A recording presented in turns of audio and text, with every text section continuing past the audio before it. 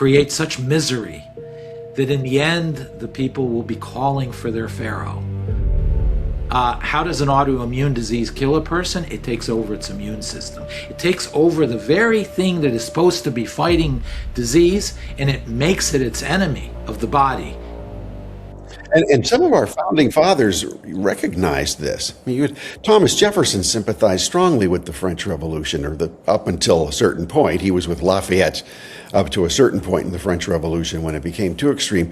But George Washington was not, and others were not. And if you look at his farewell address, his last statement in public life, which he wrote in 1789, and he warned there, it's almost like we've been taught not to know this part of it. We think of his warning against entangling alliances, which is just a small portion, but he devoted considerable attention to subversion of our country by foreign powers. He didn't call it that, but he referred to disordered affections for other countries at the expense of our own, where our sympathies lay abroad instead of at home, and how this enables foreign powers through money, through sentiment, through business opportunities, anything else, to subvert our own country and our own system to the point where that is what's going to destroy us as a country. So the fact that our first president warned of this in his last public statement really goes a long way toward showing that this has been a problem throughout our history. I mean, John Adams warned of this, James Monroe warned of this, others of our early founders warned of this same problem. So it was pretty strong, and you had very pro-French Americans, and you had very pro-British Americans, even after, well after American independence. There was a strong sentiment toward Britain in many parts of the country and among many politicians who had been patriots in the Revolution and were always patriots, but they still had this soft spot. So Washington and others were warning against this, because this is how any great power that doesn't want to invest in military invasions can take over a country simply by subverting it. Think of how did a set of islands the size of Colorado, called the United Kingdom, right? Great Britain and Northern Ireland, how could they take over the whole world? Which they did in a very short period of time. They did it through subverting the locals. Absolutely. You know, look, the American Revolution, once it was underway, first of all, 1789 was the beginning of the French Revolution, and the early stages of it, and he was well aware of it, and he was well aware of what danger that posed. Very foresighted individual, but he also understood the group of Americans who still were not reconciled to having separated from Britain. And these were danger because, again, we get to the mystic cords of memory that bind America together. If you have a permanent alliance, not one that is utilitarian, not one that is based on your common interest, but one that has an emotional attachment to the other nation, it begins to pull at that common bond that holds our community together. It is a competing bond. It is something that can tear us apart. So he understood that. The second thing is he understood how the French Revolution, which was not fully underway yet, but you see, in 1776, nobody read Rousseau in America. It was probably not even known to our founding fathers at that point. By 1789, people knew about Rousseau, knew about the ideas. And the problems there is they instantly understood what that meant and how dangerous that was to our way of thinking. But the problem was that we were allies with France.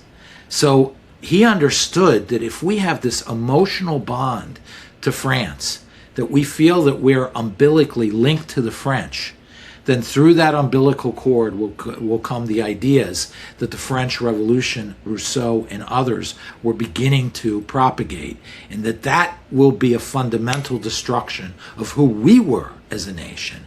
So he fully understood that, and wise he was, because over the last 250 years, you see how often that happens again and again and again, is the use of alliance to transmit ideas that are dangerous, infectious, and ultimately designed to unravel us for who we are.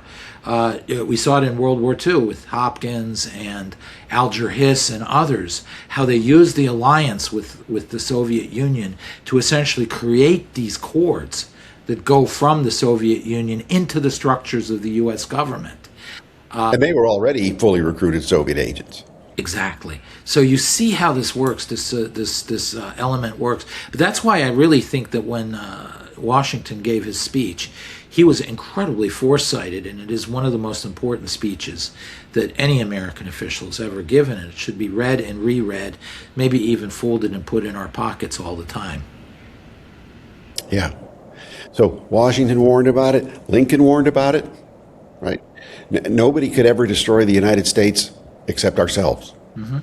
By the way, at the 1890s, up until about 1903-4, there was a great American writer, probably the greatest strategist America ever had, Alfred Thayer Mahan. He wrote a number of books, Problem of Asia, Influence of Sea Power on History. People read this because it's really a great strategic understanding of the world. By the way, our term Near East comes from his works. Middle East comes from his works. But there's another book very few people read that he wrote called Arms and Arbitration. And he said that this push toward international institutions and international arbitration was in fact a psychological or an ideological, he didn't use the word ideological, but it was a philosophical attack on the foundations of American society. It was a subversive attempt to, given the warnings of George Washington, to tie us into these structures that begin to create these cords into our soul that undo us, unravel us, compromise those ideas that make us a community and those common memories that make us a community. So he warned against international binding arbitration, anything that subverts American sovereignty, and moreover against international institutions that begin to assume some degree of sovereignty over us. Very foresighted book. I believe he wrote it in 1897. But he saw arbitration in these international institutions, and he said it right off, that this is a backdoor attempt to unravel American society by socialism. Looking back over the last 100 years, and you look at the way the UN operates, and the World Trade Organization operates, and the World Health Organization, quite vindicated this man has been. Yeah, very much. And this was a lot of the resistance to Woodrow Wilson and his League of Nations after World War I, was the loss of American sovereignty. And that's kind of the tipping point, was sort of the Wilson administration.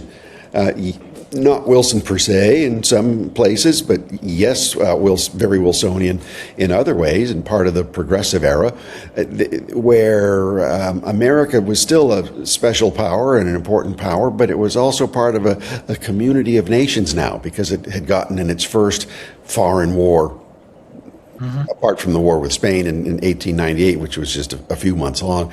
But in World War I cemented the United States as sort of which had been relatively moderate power, and we didn't really have much of a standing army at the time. We didn't even have enough to defend ourselves during the Mexican Revolution concerning Mexico. But all of a sudden we became an international power, and he became an international figure.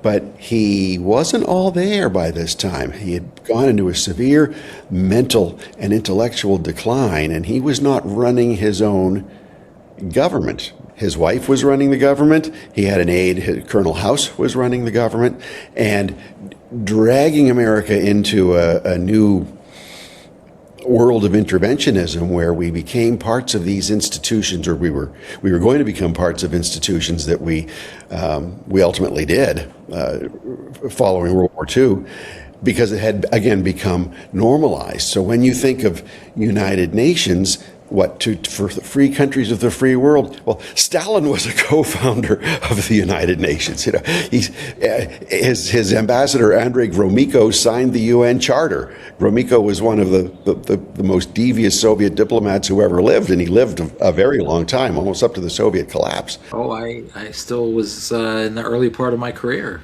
He was still very prominent. Really a truly impressive but scary figure.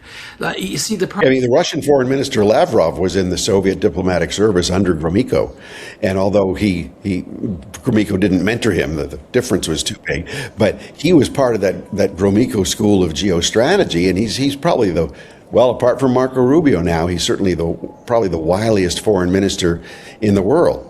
You see, which gives us something. I want to talk about Russia and Russian subversion a little more, and the post-Soviet Russia, no longer communist, but still very conspiratorial in its thinking, very subversive in its types of statecraft. So it really hasn't strayed that far, even though it has shed Marxist-Leninist ideology. And the Western communist parties don't gravitate to Russia anymore, so they don't seem to be under Kremlin control. But the agent networks that were Soviet controlled never went away. No, and they serve the same function. You see, just going back for 1 second to Wilson, once you went into this idea of an international community, along with it came the idea, which Mahan warned against, of international morality. And then we're sort of into the French Revolution definition of things, that the sort of harmony of nations is anchored to an international morality rather than process or fairness or so forth. It was morality, trying to create a more utopian international order that does away with peace, with war. In fact, outlaw war forever. Did away with peace, trying to do away with war. but at any rate, so then you get to the point of what is international morality. And that is where you get the communists and the fascists, the Nazis, and so forth. It becomes this narrative. Again, you've destroyed language. The attempt to destroy language. You destroy the very foundations of Western society, which are facts and logic. In other words, facts are relative. It's your perception of facts is actual reality. There is no objective reality. So it's, again, destroying the very language that makes up Western civilization. From Greece, 2,500 years ago, we developed this idea of the scientific method. The scientific method does not contradict religion. It's basically there is an objective reality created by God, but there's an objective reality. And then there's an objective internal logic structure. And that we try to pursue scientific understanding through that. Well, you had the corruption in the 20s and 30s and 40s, where no, there's no facts. It's all just perception. It's all just narrative. Oh, it doesn't accord with logic. Well, logic is kind of a white supremacist form of slavery. It's your logic. There are other mystical things that are just as important as logic. Supremacist, so what and oppressive. And then that leads to today's identitarian movements, whether it's racial identity, that becomes your primary identity, always a victim again. Now you've got your sexual identity, but now you have I identify as whatever you want to identify as. And you see it with Rigoberta Menchú, who was caught lying, forgetting the Nobel Prize for Literature, talking about her brother, who was killed by the pro-American forces in Guatemala, and it turned out it was all a fraud. But when it was exposed as entirely a fraud, that her brother had been killed, and she wrote this book out of agony for the death of her brother, it turned out that since it was all a fraud, she said, yes, but you see, what I wrote, and all the defenders of her said, what I wrote approximates a greater truth. So don't get bogged down in actual facts. There's a larger truth out there. And she wasn't using it as Jesus used parables. No, and she was using it as a lie to further a political objective. The Palestinian issue, the invention of massacres that never happened, and so on and so forth. But this is really the Soviet / Islamist / modern destruction of our vocabulary. But the reason why they do this is, if the international community now is predominant, has sovereignty over our national structure, the international community is organized around a morality that is emerging, then the narrative, quote, narrative, that defines that morality becomes the grist, that becomes the material substance of a subversive campaign, is to convince us that our form of governance, our values, our ideas are actually evil, and the morality actually lies in decolonization, the existentialist Frantz Fanon school that we are inherently evil. The true morality comes through in other words, our own destruction, and so on and so forth. So this all now turns the structure of internationalism, international morality, international community, ultimate and destruction of knowledge and history and all those other things and words, ultimately leads to this idea of there is no truth other than the narrative, and the narrative should be defined by those who are dominating the institutions and the structures. So you get the Dave, one of those dominant figures dominating those institutions and structures wrote in one of his several autobiographies something that you just mentioned in passing, and that is Frantz Fanon. Yes. This was his favorite philosopher. Now, most Americans have never heard of Frantz Fanon. He was from Martinique, a department of France in the Caribbean, came up in the 50s and 60s with his own theory. Now, this individual who calls Frantz Fanon his favorite philosopher became president of the United States and was the one who imposed all the cultural Marxism and critical theory and DEI and everything else on us to really bring to fruition everything we've been talking about today. Can you explain Frantz Fanon, who he was, what he stood for, and what his influence has been? Well, to understand really who he was and where he came from and what his influence is, one has to go back to the whole structure of revolutionary activity and the subversiveness behind it, already going back 200 years. Nihilism, the rise of nihilism, we go back to, again, to the killing of God or the removal of God or the denial of God. Well, then what's the purpose of life? And you see a lot of the left, they're always, what is the meaning of life? Because if there's no God, what indeed is the meaning of life? Because you're basically an organism that is a big chemical reaction that results from many chemical reactions over 4 billion years. So what's the point of it all? Well, nihilists began to devise this sort of philosophies around this, and you can see in the 1860s, 70s, and 80s, nihilists in Russia and other places began to come up with this idea that by defining yourself as evil, and then on the basis of that, destroying yourself, suicide, you actually create the meaning of your life.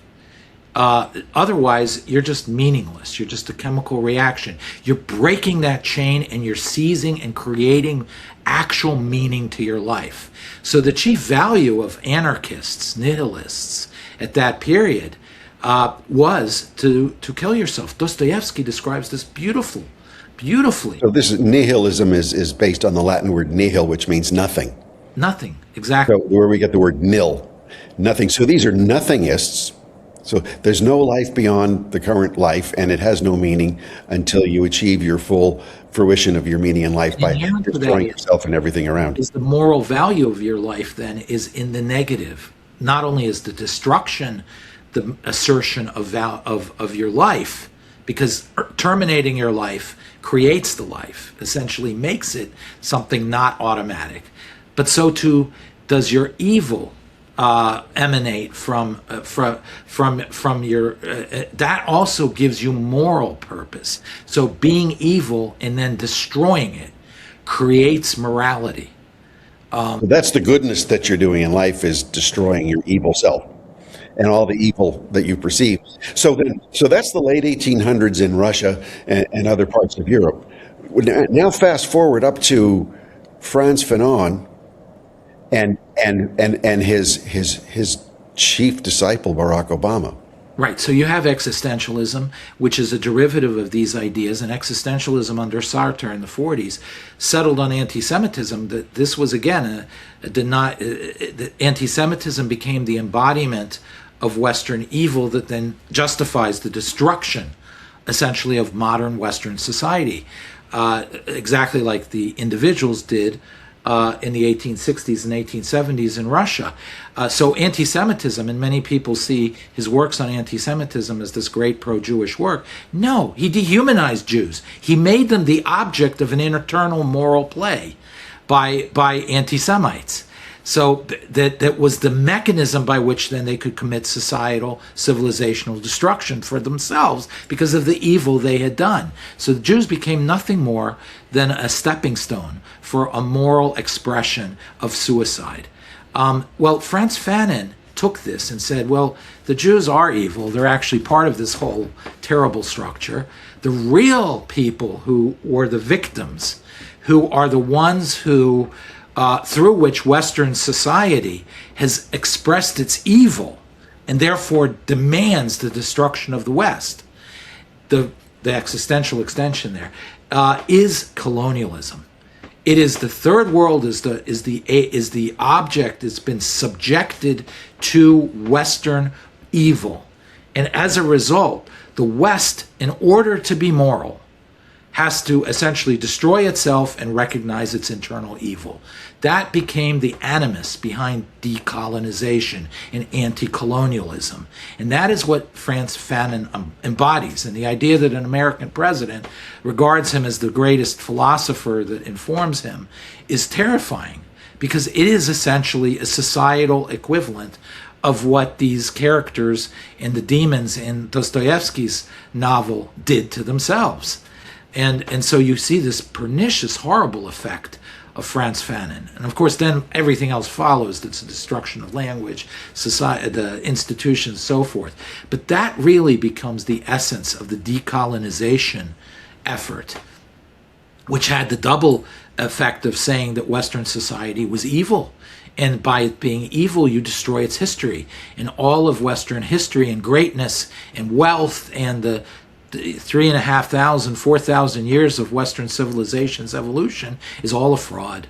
It is all basically a colonializing effort to steal money from the poor, steal money from the indigenous, steal money from the unfortunate, to enrich themselves. So again, it fits perfectly with the communist resentment of proletariat being robbed of value by the bourgeois, etc., the American slave owners and America being the robbers of black sweat and tears and toil to create wealth in America.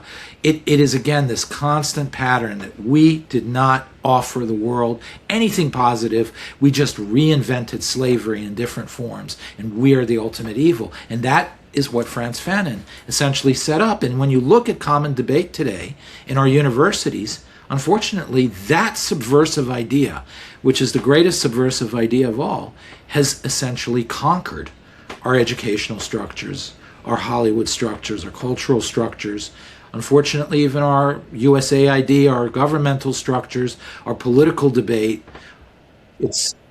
And we don't understand it, that this is a frontal assault, not only to destroy the West, but to encourage the West to destroy itself. And you don't need foreign intelligence service to be pushing a lot of this. This is the part of it where you got to get your head around it, because it's very tempting to blame a hidden hand somewhere, which there often is a hidden hand. It's tempting to blame a foreign hidden hand. There often is a foreign hidden hand, and if they're not behind the actual idea, they're certainly there working their networks to weave these ideas through the fabric of the target society. Mm-hmm. But a lot of the subversion has a life of its own, because that's part of human nature. To certain people with certain tendencies want to subvert. We can psychoanalyze this, till the cows come home. But there's a subversive aspect to a lot of people. And subvert, by the way, also comes from the Latin, like nihil and nihilist. Subvert means to sub on the one hand, which we understand, but it means, the whole word means to overturn. You're overturning through emotion. And so the whole idea of subversion is something that works from below to overturn. And that's how we get the idea.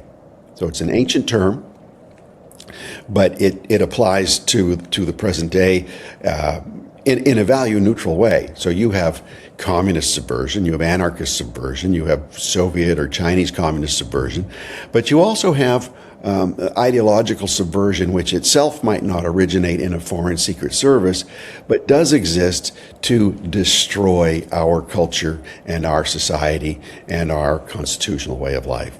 Yeah, look, we when you go back to the 60s, both inside the United States, but certainly in Europe, this whole international structure of terrorism, its most nefarious aspect wasn't just that it killed innocent people in train stations in Rome.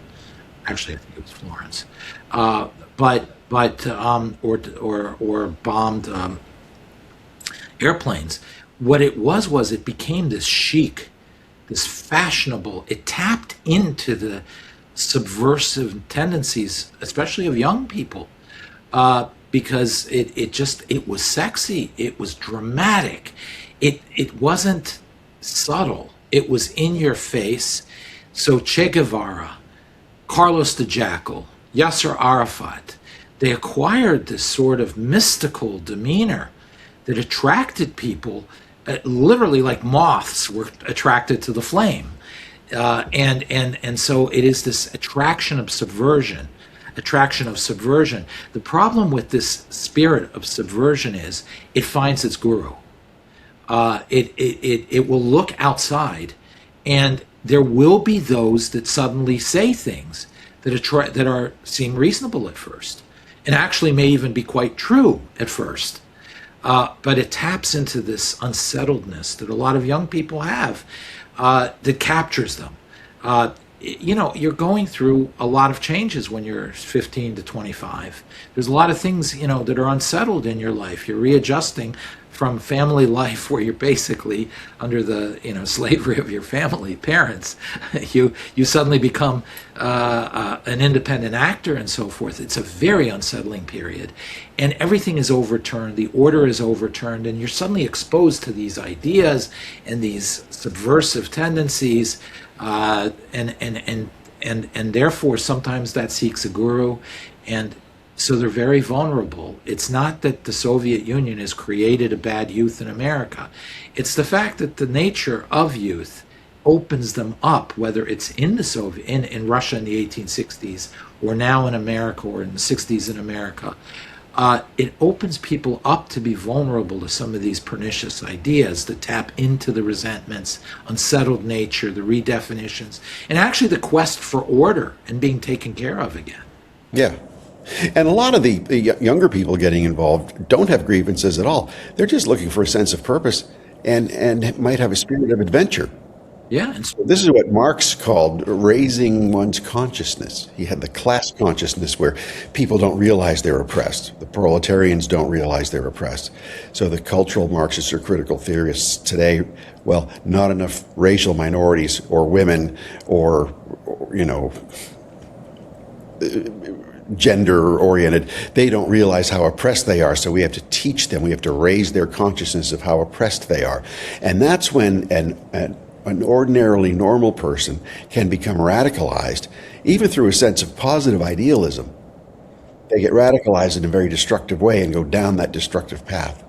Well, because in society, we had all sorts of structures that prevented youth from going off the rails here, essentially, over many, many years, which is why really communism and Nazism and so forth had limited infiltration or limited penetration of American society throughout many of these years. But the problem is when you take American society, and whether it's through the international institutions or the breakdown of our intellectual structures or the corruption of our institutions, again, morality replaces our concept of fairness and process as the purpose of governance, to regulate fairly and preserve our rights no longer becomes the purpose of government. Morality does. And of course, then under the concept of morality and the radicalism that is the easiest way to install a utopia by raising everything and reducing humans down to a nothing in order to raise them back up into a utopian robot, that becomes so appealing to young people who, this morality question genuinely captures these people in dangerous ways, because morality is related to a certain group of people or to a certain period. So I'll give you a good example how morality is so dangerous. So is the guy sitting in San Francisco, he has certain rights under our Constitution, and he looks to the Constitution as perhaps his protector. So does the Amish guy sitting in Lancaster, Pennsylvania. They look at the same document as an instrument of protection. But if values, morality becomes the issue, then how are you going to create a system where law can serve both the Amish guy in Lancaster and the Bohemian sitting in San Francisco? And that sort of captures it. We have intellectually in America, through this subversive effort over 100 years, we have begun to replace our understanding of process, fairness, and structure with morality as the guiding principle of law, of education, of structure, not virtue, morality. Virtue is citizenship, how you relate to your community. This is a whole different level. A morality is creating a utopia around the perfect body of values, and that is Europe, which is impossible. So let's wrap this up a bit to just take a look again now in retrospect of what the Trump administration has done to fight back against subversion and choke it off.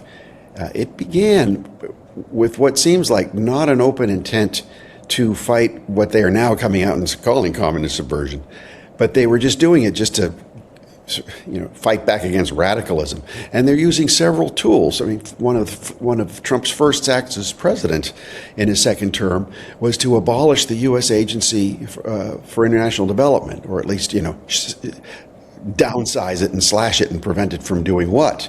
From exporting what amounted to cultural Marxist subversion worldwide, in addition to corruption, against our interests. So what he did there was he defunded subversion from the American side, but that was not exporting American values. It was exporting Marxist values and Fanon type values and other type. So they defunded the global left, and you see what's happened since the defunding of USAID. Latin American countries that have had elections have all gone conservative. That's right. You start seeing a lot of these communist structures all over Europe, Israel, and so forth, suddenly don't have any money. Yeah, they're broke. Now we have an idea why. And then what's he done? He's gone after the large foundations and the donors who are funding illegal causes. That had not been done before. Using statutes going back to the 1930s, using Treasury Department regulations to go after these groups, which for years had been breaking federal law. Now, so he's choked off the money for foreign radicalism. He's choked off a lot of the money for domestic radicalism, and then by taking National Endowment for the Humanities, Health and Human Services, Department of Education, and so many of these other federal agencies that fund a lot of propagandistic work, even subversive ideological work nationwide, he's defunded those, and he's rechanneled the funding to not even conservative stuff, just normal American programming. And then so he's cut off the money. He's cut off a lot of the bureaucratic support. He told the intelligence community, get rid of DEI and get rid of anybody who is anything to do with promoting it, and if they're not going to be reassigned to something else, they have to leave. And then he offered those buyouts of people in the intelligence community. Just leave. We'll buy out your whatever arrangement, even though he could fire them at will under the law. And same thing with the military. So what he's done is then he's used the power of the presidency that the liberals built up to concentrate the power of the presidency to now go after these subversive tendencies throughout our government, just using the power of the purse and the power of presidential appointments and presidential instructions. And now he's using the Department of Justice and the FBI to go after the radical groups and their supporters who are not violent, but they're still facilitating that violence, to reinterpret the laws and regulations to really hunt them down as subversives. And you had our colleague Kyle Scheidler was very involved in the prosecution case successfully against the Antifa cell in northern Texas, where they got a total of more than 500 years in prison. But that was a key case because a federal jury found that Antifa is indeed an organization, and they're operating as as cells, which you had the previous FBI denying that that even existed. That's a global phenomenon. And so the Trump administration designated certain Antifa organizations abroad as terrorist organizations. Same thing with the Muslim Brotherhood as terrorist organizations, even though they weren't committing terrorism the way we're accustomed to thinking about it. And what's he done? He's squeezed them there, and he's made it now a crime for Americans to give any material support for those groups. So on and on and on down the pike with prosecutions and convictions, terrorist designations, now cooperating with different European and other security and law enforcement services to help them out, to share intelligence on this that in ways that it has not been done before, to instruct the FBI, as the president said the other night, to open up investigations on these types of networks and find the criminal behavior that animates them. Mm-hmm. And then designating drug cartels as terrorists, and a lot of these drug activities are funding subversive activity elsewhere around the world. So he's done all of these things sort of in the whole of government approach to fighting subversion the way we've never seen in our national history. Oh, absolutely. See, what is so good about it is it seems, whether intuition or knowledge, conscious knowledge, the dynamics of subversion seem to be informing the program here that President and Secretary Rubio seem to have started.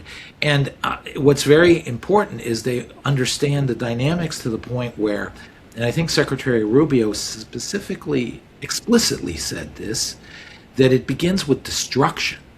You know, we think of communism as an attempt to just convince you to install a communist system, but there's a there's an integral link between anarchism and chaos and totalitarianism. That first you have to tear down, rip to shreds, and then at the end of the road you have the crying of the people for order and structure, which opens the door for totalitarianism. So you first have to nihilistically raise society down to the ground, down to its foundations, and then you build up this new edifice of utopia under a different character of man. Very interestingly, Dostoevsky referred to it also in The Demons. He had this one beautiful passage where he described what the anarchist was after. He said, listen, we got to go back to Mount Sinai, and we've got to give them 40 years of blood. We've got to unravel the law and give them blood and create such misery that in the end the people will be calling for their Pharaoh, and I will come as Ivan the Pharaoh, and I will enslave the people. It's literally the process from freedom to slavery in reverse. I mean, slavery to freedom, which is the Exodus, which, by the way, was the informing, the seal that Benjamin Franklin wanted to have as the seal of the United States of America, actually had the Exodus. Moses leading the Israelites out through the Red Sea into freedom. This Dostoevsky had defined in reverse as what these anarchists / proto-communists were after, is to take exactly the same myth and invert it. But the key is destruction. Destruction, which is, unfortunately, it's a youth impulse too. So it's a sexy, appealing thing to some people, is just tear things down. And as a result, and it's chic. So it's empowering and it's fun. Empowering. I mean, you're suddenly, by destroying something much greater than yourself, you raise yourself to that level. You know, so it is both appealing psychologically, but also, most importantly, that is the true dynamic of subversion. First destruction, and then replacing with totalitarianism. And that is why when we look at things, you wonder, why do Islamists work with communists? Why did Nazi structures seamlessly transfer into Soviet KGB structures? And the answer is because destruction became the core value of the first stage. So as long as destruction was not accomplished, Western society wasn't raised in its entirety down to its foundation, there is a common goal, first and foremost, among all these totalitarian movements, to destroy us first. And they have. Well, Dave, you know, if we had had this discussion just a few days ago, one would come away very discouraged, like what can be done about it. But if you look at what the president and the Secretary of State and the Secretary of the Treasury and the president's whole team are doing, you realize, wow, there is hope. You've got the exact right team doing the exact right thing. It's really up to the American public to get behind them. So this has been a lot of fun, Dave. Thanks for joining us here on Center for Security Policy's event. I think, and I hope we can talk about subversion a lot more because we barely scratched the surface.